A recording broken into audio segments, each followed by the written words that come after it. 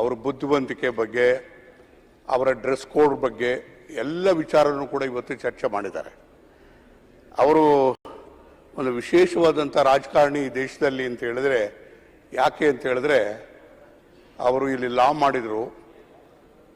Master of law ಮಾಡೋದಕ್ಕೆ ಅಮೆರಿಕಕ್ಕೆ ಹೋದಾಗ ಜಾನ್ ಎಫ್ ಕೆನೆಡಿ ಅವರಿಗೆ ಚುನಾವಣಾ ಪ್ರಚಾರವನ್ನು ಮಾಡಿದಂಥವ್ರು. ಅವರ ರಾಜಕಾರಣ ಪ್ರಾರಂಭ ಆಗಿದ್ದು ಅವ್ರದ್ದು ಅಮೆರಿಕದಲ್ಲಿ. ಅಲ್ಲಿಂದ ಬಂದು ಇಲ್ಲಿ ಲಾ ಕಾಲೇಜ್ ಪ್ರೊಫೆಸರ್ ಆಗಿ ಕೆಲಸ ಮಾಡ್ತಿರ್ಬೇಕಾದಾಗ ವಿಧಾನಸಭೆಗೆ ಪ್ರವೇಶ ಮಾಡಿ ತದನಂತರ ಅನೇಕ ರೀತಿಯಾದಂಥ ಹುದ್ದೆಗಳನ್ನು ಅಲಂಕರಿಸಿದ್ದಾರೆ. ಅದೆಲ್ಲದೂ ಕೂಡ ದಾಖಲೆಯಲ್ಲಿದೆ, ನಾನೇನು ಹೇಳಕ್ಕೆ ಹೋಗೋದಿಲ್ಲ. ಒಂದು ನನ್ನ ಅವರ ಒಡನಾಟ, ಅವರು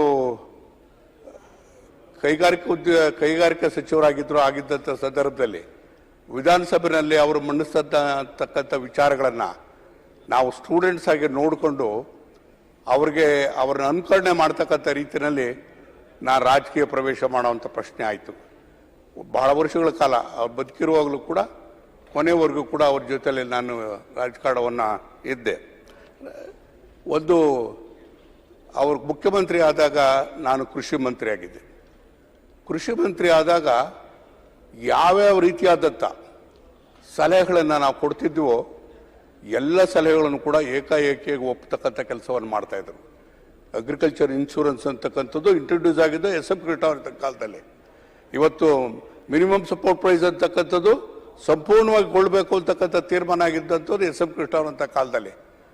MSPನಲ್ಲಿ ನಾನೇ ಕ್ಯಾಬಿನೆಟ್ ಸಬ್ ಕಮಿಟಿ ಚೇರ್ಮನ್ ಆದರೂ ಕೂಡ ಎಷ್ಟು ಹಣ ಬೇಕಾದರೂ ಕೊಡೋದಕ್ಕೆ ತಾವು ತಯಾರಿದ್ರು, ಕೊಡ್ತಾಯಿದ್ರು. ರಾಗಿನೂ ಕೂಡ ಇವತ್ತು ಪರ್ಚೇಸ್ ಮಾಡೋಕ್ಕೆ ಪ್ರಾರಂಭ ಮಾಡಿದ್ದು ಆ ಕಾಲದಲ್ಲೇ. ಹಾಗಾಗಿ ಅವರ ಒಂದು ಎರಡು ಅಲ್ಲ, ಅನೇಕ ತೀವ್ರವಾದಂಥ ಅವರು ಮಾಡಿರ್ತಕ್ಕಂಥ ಪ್ರಗತಿಪರವಾದಂಥ ಜನಪರವಾದಂಥ ಕೆಲಸಗಳನ್ನು ನಾವು ಹೇಳ್ತಾ ಹೋದರೆ ಗಂಟೆಗಟ್ಟಲೆಗಳಾಗ್ತದೆ.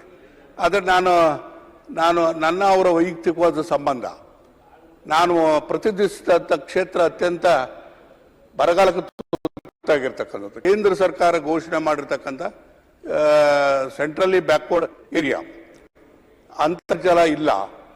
ಅಂಥ ಸಂದರ್ಭದಲ್ಲಿ ಕುಡಿಯೋ ನೀರಿಗೆ ತೊಂದರೆ ಆಗ್ತಕ್ಕಂಥದ್ದಲ್ಲಿ ಆಗ ನಾನು ಮನವಿ ಮಾಡಿ ಏನಾದರೂ ಮಾಡಿ ನನಗೆ ಶಾಶ್ವತವಾದಂಥ ಯೋಜನೆಗಳನ್ನ ಮಾಡಬೇಕು ಅಂತೇಳಿ ಮನವಿ ಮಾಡಿದಂಥ ಸಂದರ್ಭದಲ್ಲಿ ಆಗ ಅವರು ಒಂದು ಬುದ್ಧಿವಂತಿಕೆ ಕೆಲಸವನ್ನು ಮಾಡಿದರು ಅಂತ ಹೇಳಿದ್ರೆ, ರಾಷ್ಟ್ರಕ್ಕೆ ಯಾವ ರೀತಿಯಾಗಿ ಜಲನೀತಿ ಇದೆಯೋ ರಾಜ್ಯಕ್ಕೂ ಒಂದು ಜಲನೀತಿಯನ್ನು ಮಾಡಬೇಕು ಅಂತ ಹೇಳಿ ಆ ಜಲನೀತಿಯನ್ನು ತಂದು ಅದು ಅನುಷ್ಠಾನಗೊಳಿಸಿದ್ದಾದ ಮೇಲೆ ಆ ನೀತಿಗೆ ಅನುಗುಣವಾಗಿ ಇವತ್ತು ನಮ್ಮ ಮತಕ್ಷೇತ್ರಕ್ಕೆ ವಿಶೇಷವಾಗಿ ಚಿಕ್ಕನಾಯಕನಹಳ್ಳಿಗೂ ಕೂಡ ಹೇಮಾವತಿ ನೀರನ್ನು ಕೊಡೋದಕ್ಕೆ ಕಾರಣ ಆಗಿದ್ದು ಅಂತ ಹೇಳಿದ್ರೆ ಅವರು ಜಲನೀತಿಯನ್ನು ತಂದ ಹಿನ್ನೆಲೆಯಲ್ಲಿ ಬಹುಶಃ ಇವತ್ತು ನಾವು ಕಳೆದ 20 ವರ್ಷದಿಂದ ಇವತ್ತು ಸಮೃದ್ಧಿಯಾಗಿರ್ತಕ್ಕಂಥ ನೀರು ನಾವು ನೋಡ್ತಾ ಇದ್ದೇವೆ. ಕುಡಿಯೋದಕ್ಕೆ ನೀರಿನ ಸಮಸ್ಯೆ ಇಲ್ಲ. ಇವತ್ತು ಜನಸಂಖ್ಯೆ ಎಷ್ಟಾಗಿದೆ ಅಂತಂದರೆ ಡಬಲ್ ಆಗೋಗಿದೆ. 50,000 ಇದ್ದಿದ್ದು ಇವತ್ತು 1 ಲಕ್ಷದ ಮೇಲಾಗಿದೆ. ಅರ್ಬನ್ ಡೆವಲಪ್ಮೆಂಟ್ ಅಥಾರಿಟಿನೂ ಕೂಡ ಬಂದಾಗಿದೆ. ಇಷ್ಟೆಲ್ಲ ಪ್ರಗತಿ ಆಗೋದಕ್ಕೆ ಕಾರಣ ಆಗಿರ್ತಕ್ಕಂಥವ್ರು ಎಸ್.ಎಂ. ಕೃಷ್ಣ ಅವರು. ಇದ್ರ ಜೊತೆಲೆ ನೀರಾವರಿ ವಿಚಾರದಲ್ಲಿ ಅವರು ಸಾಕಷ್ಟು ಆಸಕ್ತಿಯನ್ನು ವಹಿಸ್ತಾ ಇದ್ರು. ನಾನು ಒಂದು ಸಾರಿ ಚಿತ್ರದುರ್ಗದಲ್ಲಿ ಯಾವುದೋ ಒಂದು ವಿಚಾರಕ್ಕೆ ಟೂರ್ ಮಾಡ್ತಾ ಇದ್ದೆ. ಅವತ್ತು ನನಗೆ ವರ್ತಮಾನ ಬಂತು, ನಿಜಲಿಂಗಪ್ಪನವ್ರು ತೀರ್ಕೊಂಡಿದ್ದ ಅಂತಿಮ ಸಮಯ ಆಗಿದೆ, ಅವ್ರು ಉಳಿಯೋದು ಕಷ್ಟ ಅಂತೇಳಿ ಹೇಳಿದಾಗ ನಾನು ಅವ್ರ ಮನೆಗೆ ಹೋದೆ. ನಿಜಲಿಂಗಪ್ಪನವರು ಉಳಿಯೋದು ಕಷ್ಟ ಇದೆ ಅಂತೇಳಿ ಹೇಳಿದಾಗ ಫೋನ್ ಮಾಡಿದಾಗ ನೀನು ಅಲ್ಲೇ ಇರು ಅಂತ ಹೇಳಿದ್ರು. ಅವ್ರ ಅಂತಿಮ ಉಸಿರು ನಿಂತ ಮೇಲೆ ನಾನು ಮತ್ತೆ ಫೋನ್ ಮಾಡಿದಾಗ ಹೇಳಿದ್ರು, ನೀನು ಅಲ್ಲೇ ಇರು, ನಾನು ಬೆಳಿಗ್ಗೆ ಬರ್ತೀನಿ ಅಂತ ಹೇಳಿದ್ರು. ನಾನು ಬೆಳಿಗ್ಗೆ ಬಂದಾಗ ಅವ್ರ ಮುಖ್ಯಮಂತ್ರಿಗಳನ್ನು ರಿಸೀವ್ ಮಾಡಿದಂಥ ಸಂದರ್ಭದಲ್ಲಿ ಮಾಧ್ಯಮದವರು ಕೇಳ್ತಾರೆ, ಅವ್ರ ನಿಜಲಿಂಗಪ್ಪನವ್ರದ್ದು ಒಂದು ಕನಸಿತ್ತು, ಭದ್ರಾ ಮೇಲ್ದಂಡೆ ಯೋಜನೆ ಅದನ್ನು ನನಸು ಮಾಡೋಕ್ಕೆ ನೀವು ತಯಾರಾಗಿದ್ದೀರಾ ಅಂತೇಳಿ. ಆಗ ನನ್ನ ಕಡೆ ಕೇಳ್ತಾರೆ ಅವರು, ಅದನ್ನು ನನ್ನನ್ನು ಯಾವಾಗಲೂ ಕೂಡ ಅಗ್ರಿಕಲ್ಚರ್ ಲ್ಯಾಬ್ ಇರ್ತಾರೆ ಹೇಳೋರು. ನನ್ನನ್ನು ಜಯಚಂದ್ರನಕ್ಕಿಂತ ಅಗ್ರಿಕಲ್ಚರ್ ಲ್ಯಾಬ್ ಅಂತ ಹೇಳೋರು. ಯಾಕಂದರೆ ಅಗ್ರಿಕಲ್ಚರ್ ವಿಚಾರಗಳನ್ನು ಹೆಚ್ಚು ಪ್ರಸ್ತಾಪ ಮಾಡ್ತಿದ್ದೆ, ಅದು ಒಪ್ಪಿಗೆಯನ್ನು ಕೂಡ ಪಡಿತಿದ್ದೆ.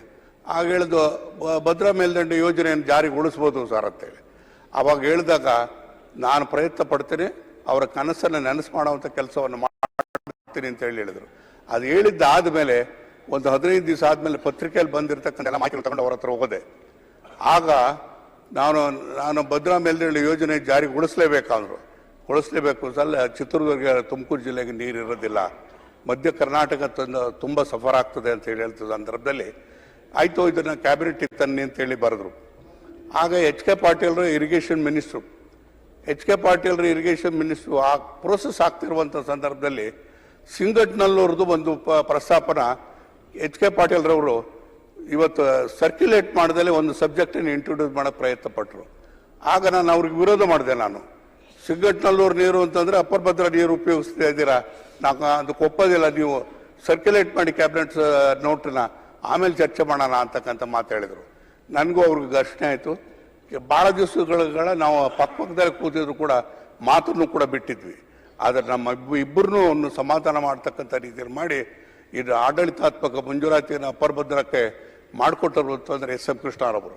ಆ ಯೋಜನೆ ಇವತ್ತು ಕಾರ್ಯಗತ ಆಗೋದಕ್ಕೆ ಏನಾದರೂ ಕೂಡ ಸಾಧ್ಯ ಆಗಿದ್ದು ಅಂತ ಹೇಳಿದ್ರೆ ಅವರ ಆಡಳಿತಾತ್ಮಕ ಮಂಜೂರಾತಿಯನ್ನು ಕೊಟ್ಟಿದ್ರಿಂದ ಅಂತೇಳಿ ಆ ಯೋಜನೆ ಈಗ ಮುಂದುವರಿತಾ ಇದೆ. ಈಗಾಗಲೇ ಅರೆಬರೆಯಾಗಿ ಕೆಲಸ ಆಗಿದೆ. ನಾವು ಕೇಂದ್ರ ಸರ್ಕಾರದಿಂದ ಹಣವನ್ನು ನಿರೀಕ್ಷೆ ಮಾಡ್ತಿದ್ವಿ. ಆ ಯೋಜನೆಗೆ ಆಗೋದಕ್ಕೆ ಮುಖ್ಯ ಕಾರಣ ಅಂತ ಹೇಳಿದ್ರೆ ನಿಜಲಿಂಗಪ್ಪನವ್ರ ನಂತರ ಅಂತಾರೆ ಎಸ್ ಎಂ ಕೃಷ್ಣ ಅಂತ ಹೇಳಿದ್ರೆ ತಪ್ಪಾಗಲಾರ್ದು. ಇಂಥ ಒಬ್ಬ ದೊಡ್ಡ ವ್ಯಕ್ತಿತ್ವ ಇರತಕ್ಕಂಥ ನಾವು ರಾಜಕಾರಣಿಯನ್ನು ಇವತ್ತು ನಾವು ಕಳ್ಕೊಂಡಿದ್ದೇವೆ. ಬಹುಶಃ ಅವ್ರಿಗೆ ಆತ್ಮಕ್ಕೆ ಶಾಂತಿಯನ್ನು ಸಿಗಲಿ ಅಂತೇಳಿ ನಾವು ಪ್ರಾರ್ಥನಾ. ಬಹುಶಃ ಅವರನ್ನು ಅನೇಕ ಜನ ದೇಶಾದ್ಯಂತ ಅನೇಕ ಜನ ಅವರ ಅನುಯಾಯಿಗಳಿದ್ದಾರೆ. ಅವ್ರ ಬಗ್ಗೆ ನಾನು ಎಲ್ಲ ವಿಚಾರ ಕೂಡ ನಾನು ಹೇಳಕ್ಕೆ ಹೋಗೋದಿಲ್ಲ. ಅವರೆಲ್ಲರಿಗೂ ಕೂಡ ಅವರ ದುಃಖವನ್ನು ಭರಿಸ್ತಕ್ಕಂಥ ರೀತಿಯಲ್ಲಿ ಪರಮಾತ್ಮ ಸಹಾಯವನ್ನು ಮಾಡಲಿ ಅಂತೇಳಿ ನಾನು ಪ್ರಾರ್ಥನೆ ನನ್ನ ಮಾತನ್ನು ಮುಗಿಸ್ತೀನಿ. ಅಧ್ಯಕ್ಷ, ಸನ್ಮಾನ್ಯ ಅಧ್ಯಕ್ಷರೇ, ಇವತ್ತೇನು ಸನ್ಮಾನ್ಯ